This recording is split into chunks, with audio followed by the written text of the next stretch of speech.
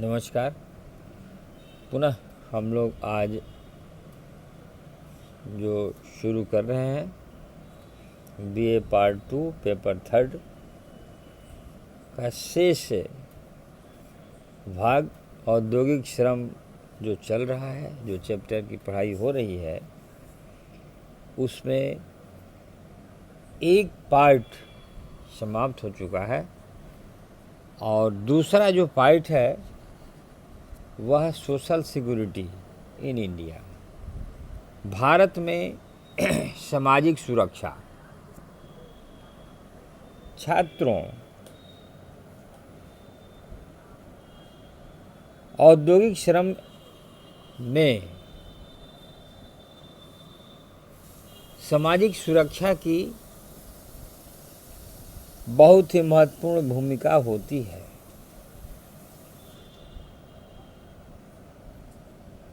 इसलिए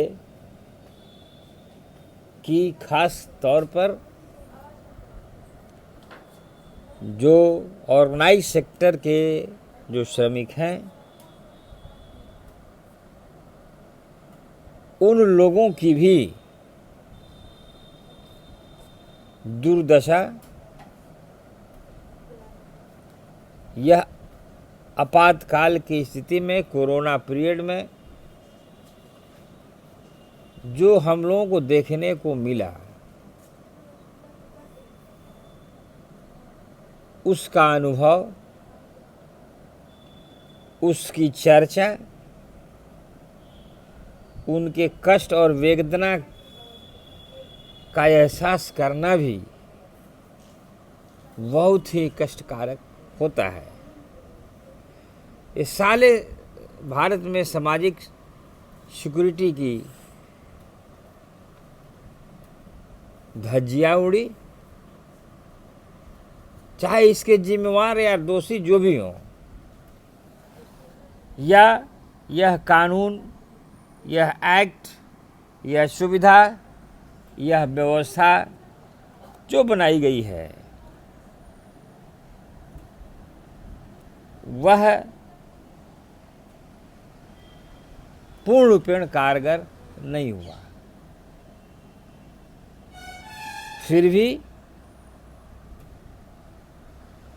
चूँकि हम एक शिक्षक हैं, शिक्षक होने के नाते निष्पक्ष भाव से चर्चा होनी चाहिए, छात्रों को समझने के लिए भी। लेकिन यह अनुभव और थोड़ी सी वेदना थी जिसकी चर्चा की गई, लेकिन यह नहीं कहा जा सकता है कि सरकार द्वारा सामाजिक सुरक्षा के जो भी आयाम अपनाए गए हैं, जिसके वैधानिकता पर कहीं कोई प्रश्न नहीं उठता, और इस तरह से सामाजिक सुरक्षा को दो श्रेणियों में रखा जा सकता है। पहला है सामाजिक बीमा, दूसरा सामाजिक सहायता। सामाजिक बीमा की योजनाओं के लिए प्रायः कर्मचारियों, नियोजकों और राज्य द्वारा अंशदान किया जाता है। इन योजनाओं से मिलने वाले लाभ प्रायः कर्मचारियों को जिनका बीमा होता है उनके योगदान से जुड़ा होता है। सामाजिक सहायता की योजनाओं के अंतर्गत गरीब और ज़रूरतमंद लोगों को आर्थिक सहायता दी जाती है और इसके लिए किसी तरह के योगदान की शर्तें नहीं होती। भारत में सामाजिक सुरक्षा की अधिकतर योजनाएं पहली श्रेणी में आती है। अब हम भारत में सामाजिक सुरक्षा की जो मुख्य व्यवस्थाएं हैं उस पर हम संक्षेप में प्रकाश डालना चाहेंगे। छात्रों, पहला जिस पर हम प्रकाश डालना चाहते हैं वह एम्प्लॉयज कंपनसेशन एक्ट 1923, कर्मचारी क्षतिपूर्ति अधिनियम 1923।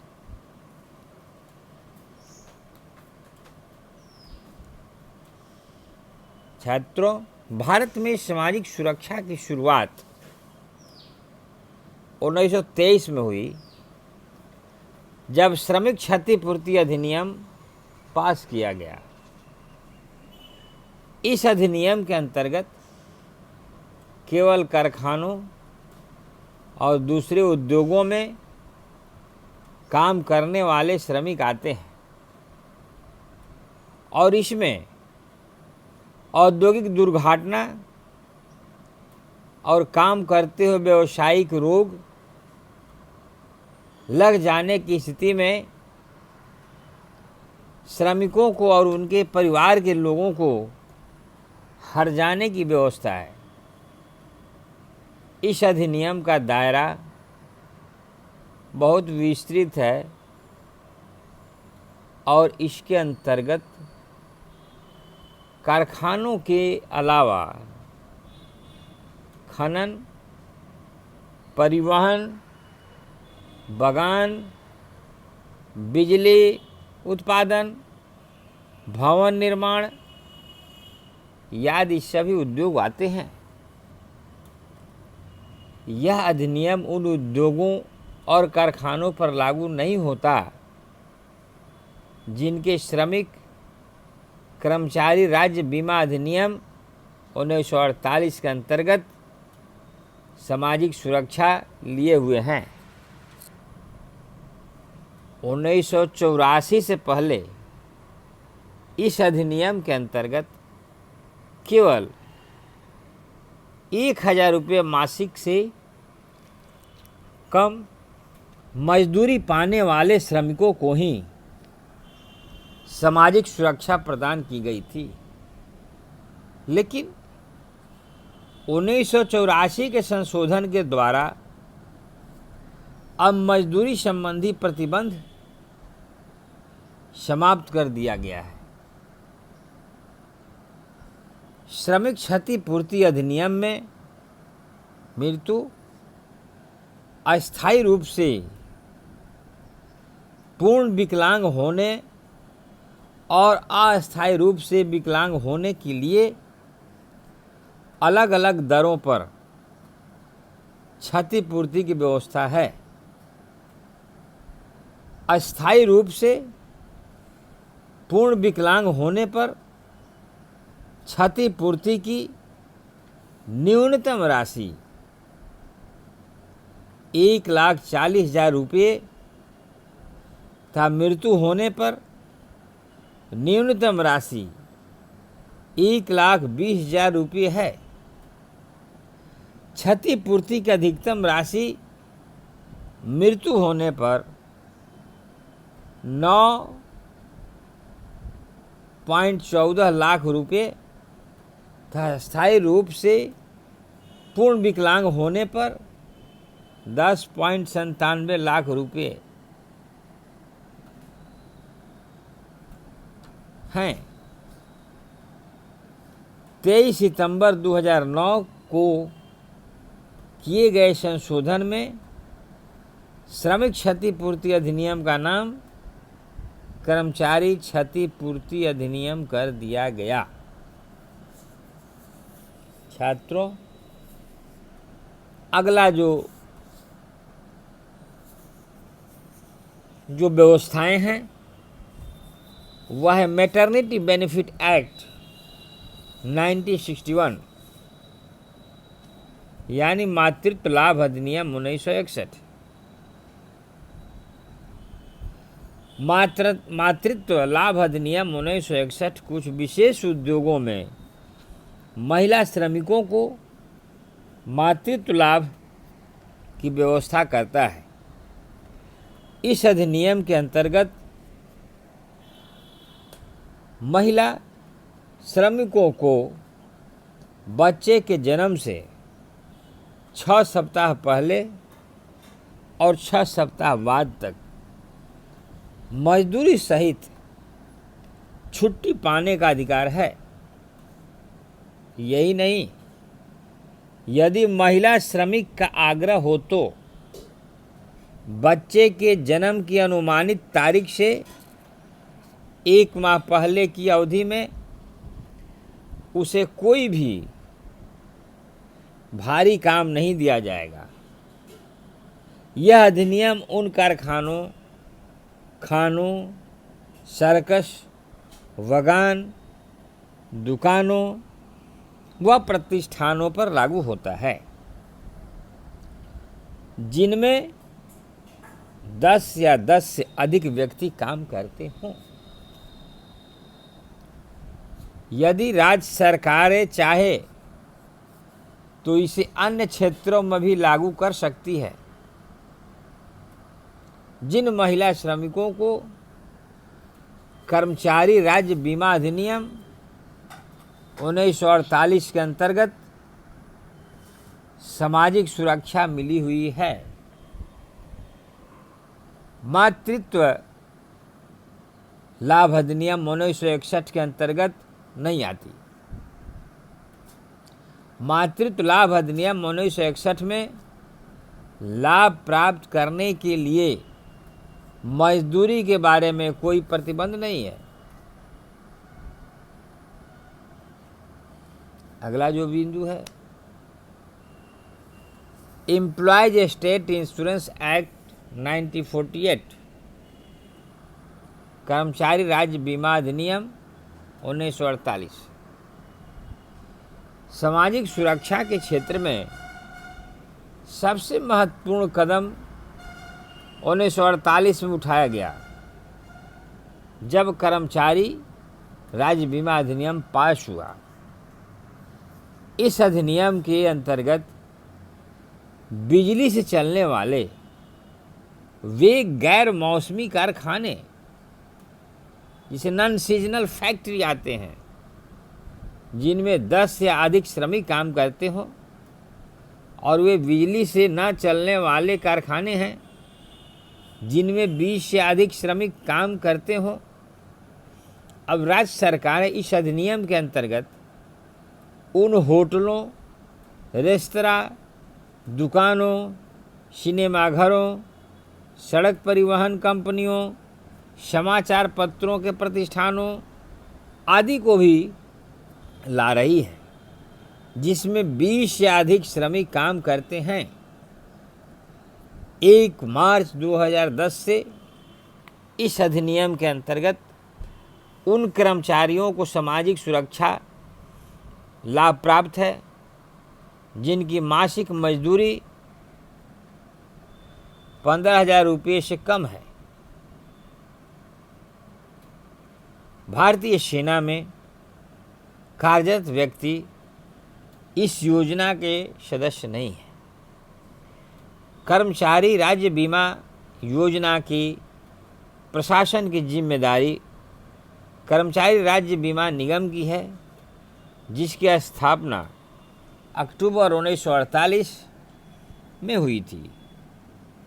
इसके सदस्यों में केंद्रीय सरकार के श्रम मंत्री और स्वास्थ्य मंत्री के अलावा राज्य सरकारों और नियोजकों के प्रतिनिधि और केंद्र सरकार द्वारा मनोनीत चिकित्सक होते हैं।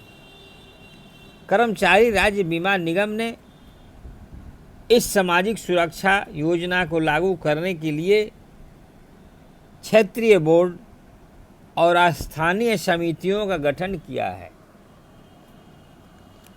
कर्मचारी राज्य बीमा अधिनियम के अंतर्गत बीमाकृत कर्मचारियों को मुख्य रूप से 6 तरह के लाभ प्राप्त हैं। ये हैं चिकित्सा लाभ, अस्वस्थता का लाभ, विकलांगता लाभ, मातृत्व लाभ, आश्रितों को लाभ और अंत्येष्टि लाभ।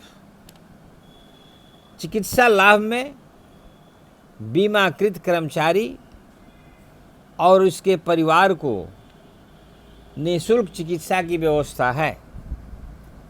अस्वस्थता लाभ की योजना में बीमाकृत व्यक्ति को प्रमाणित बीमारी की स्थिति में नकदी में भुगतान होता है। 2 लगातार बीमारियों में यह अधिक से अधिक 91 दिन के लिए हो सकता है, लेकिन लंबी बीमारी में यह अवधि बढ़ाई जा सकती है। मातृत्व लाभ में बीमाकृत महिला कर्मचारियों को मातृत्व के लिए अधिक से अधिक 12 सप्ताह का मजदूरी सहित अवकाश मिलता है। अस्थायी और अस्थायी विकलांगता और व्यावसायिक बीमारियों के लिए मुआवजे की व्यवस्था है। कर्मचारियों की काम करते हुए दुर्घटना हो जाने पर मृत्यु होने की स्थिति में आश्रितों को मुआवजा दिया जाता है। आश्रितों की श्रेणी में विधवा, नाबालिग बच्चे और आश्रित माता पिता आते हैं। अंत्येष्टि लाभ के अंतर्गत बीमाकृत कर्मचारी की अंत्येष्टि पर खर्च के लिए परिवार के सबसे बड़े सदस्य को नकदी में कुछ भुगतान होता है। कर्मचारी बीमा योजना का लाभ 2015-16 में 101 नए क्षेत्रों में कार्यरत 1.28 करोड़ लोगों तक और पहुंचाया गया। इस प्रकार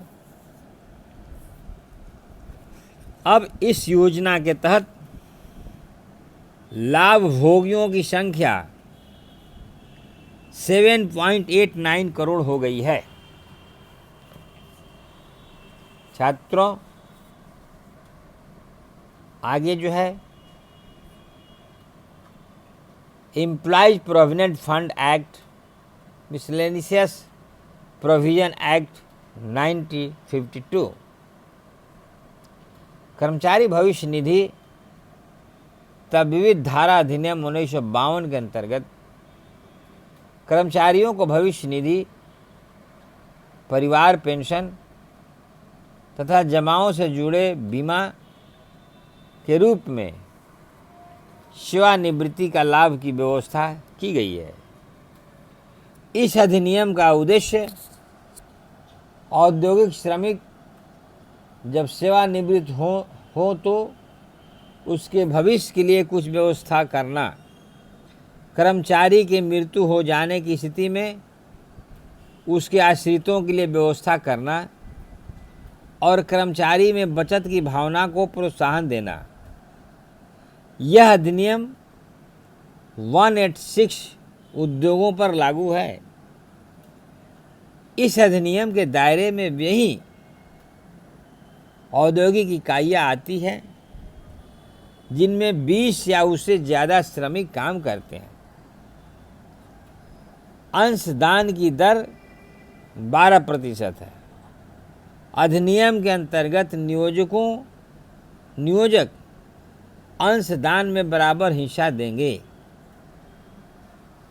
कर्मचारी भविष्य निधि तथा विविध धारा अधिनियम 1952 की व्यवस्था के अंतर्गत आने वाले कर्मचारी भविष्य निधि की पूरी राशि निम्नलिखित स्थितियों में पाने के हकदार होते हैं। पहला, सेवानिवृत्ति की आयु पर अवकाश ग्रहण करना, अस्थायी और पूर्ण विकलांगता की स्थिति में अवकाश ग्रहण करना, व्यापक स्तर पर छंटनी के दौरान नौकरी से निकाला जाना। नियोजक का ब्याज सहित पूरा अंशदान तभी मिलता है जब कर्मचारी भविष्य निधि योजना का सदस्य कम से कम 15 वर्ष रहा हो। इससे कम समय की नौकरी होने पर कर्मचारी को नियोजक के अंशदान का आंशिक हिस्सा ही मिलता है, लेकिन उसे अपने अंशदान की पूरी राशि ब्याज सहित मिलती है। इस योजना के अंतर्गत इसके सदस्य को आकस्मिक खर्चों जैसे बीमारी, मकान बनाना, अपने और आश्रितों के विवाह, संपत्ति के किसी विपत्ति में हानि इत्यादि के लिए वापस न करने वाला अग्रिम मिल सकता है। आगे है एम्प्लॉयज प्रोविडेंट फंड स्कीम। कर्मचारी भविष्य निधि योजना कर्मचारियों को वित्तीय सुरक्षा प्रदान करने की दिशा में एक प्रयास है। इसके अधीन अनिवार्य बचत की व्यवस्था है। इस योजना में 6,500 रुपये प्रति माह से कम पाने वाले कर्मचारियों को शामिल किया गया है। कर्मचारी भविष्य निधि योजना के अधीन एक मृत्यु राहत फंड स्थापित किया गया है। इसके अधीन सदस्य की मृत्यु होने पर उसके उत्तराधिकारी को आर्थिक सहायता देने की व्यवस्था है। सामाजिक सुरक्षा की अन्य योजनाएं। सामाजिक सुरक्षा की अन्य योजनाओं में कुछ उल्लेखनीय योजनाएं हैं। फर्स्ट, कर्मचारी जमा संबंध बीमा योजना, जिसे deposit link insurance scheme, gratuity भुगतान योजना, पेमेंट ऑफ ग्रेच्युटी स्कीम तथा कर्मचारी पेंशन योजना 1995, द एम्प्लॉयज पेंशन स्कीम 1995। कर्मचारी जमा संबंध बीमा योजना 1 अगस्त 1976 से उन कर्मचारियों के लिए जो कर्मचारी भविष्य निधि और मुक्त भविष्य निधि के सदस्य हैं लागू की गई है। इसमें कर्मचारियों को अंशदान नहीं करना पड़ता, केवल नियोजक और सरकार ही बीमा कोष में अंशदान करते हैं। कर्मचारी की मृत्यु हो जाने पर उस व्यक्ति को जिसे भविष्य निधि मिलती है, पिछले 3 वर्षों में भविष्य निधि की औसत राशि के बराबर अतिरिक्त राशि दी जाती है। इस योजना के अंतर्गत मिलने वाली अधिकतम राशि 1 लाख रुपये हो सकती है। ग्रेच्युटी भुगतान अधिनियम 1972 कारखाना, खानों, तेल क्षेत्र, बगान, रेल, बंदरगाहों, मोटर परिवहन उद्यमों, कंपनियों, दुकानों और दूसरे प्रतिष्ठानों में काम करने वाले कर्मचारियों पर लागू होता है। कर्मचारी द्वारा प्रति वर्ष की गई नौकरी के बदले में 15 दिन की ग्रेच्युटी दी जाती है, परंतु ग्रेच्युटी की अधिकतम राशि 10 लाख रुपये है। औद्योगिक श्रमिकों के लिए 16 नवंबर 1995 से कर्मचारी पेंशन योजना शुरू की गई। इस योजना के अधीन 33 वर्ष की सेवाएं पूरी होने पर सेवानिवृत्त कर्मचारियों के लिए 50% की दर से पेंशन देने की व्यवस्था है। पेंशन का हकदार होने के लिए कम से कम 10 वर्ष की नौकरी करना अनिवार्य है। इस योजना के अधीन परिवार पेंशन की भी व्यवस्था है। कर्मचारी की मृत्यु के समय उसकी नौकरी कितनी हो चुकी थी और उसका वेतन कितना था, इसके आधार पर परिवार पेंशन का निर्धारण होता है। पारिवारिक पेंशन 450 रुपये प्रति माह से लेकर 2,500 रुपये प्रति माह के बीच हो सकती है। इसके अलावा बच्चों के लिए पेंशन की भी व्यवस्था है। इसकी राशि विधवा की पेंशन का 25% हो सकती है। अधिकतम 2 बच्चों तक ही इस प्रकार की पेंशन देने की व्यवस्था है। इस योजना के लिए साधन भविष्य निधि में नियोजकों की योगदान से प्राप्त किए जाते हैं। इसके अलावा केंद्र सरकार मजदूरी का 1.16% इस योजना में जमा करती है। छात्रों, आज हम लोग यह सोशल सिक्योरिटी, भारत में सामाजिक सुरक्षा के अंतर्गत औद्योगिक इकाइयों में कार्य करने वाले श्रमिकों के संबंध में जो भी व्यवस्थाएं की गई है उसकी चर्चा हम लोग किए। पुनः दूसरे क्लास में दूसरे दिन इस जो भी ऊपर उल्लेखित चर्चाएं की गई है उसका मूल्यांकन, उसका अप्रेजल हम अगले क्लास में पुनः करेंगे। और आप लोगों से भी यह उम्मीद करते हैं कि जो भी इसके प्रावधान बताए गए हैं उसे पुनः एक बार पढ़कर तैयार होकर आएँ, ताकि आगे जो चर्चाएं की जाएगी वो आप लोग अच्छे ढंग से समझ सकें और उसका स्वयं मूल्यांकन भी आप कर सकें। धन्यवाद।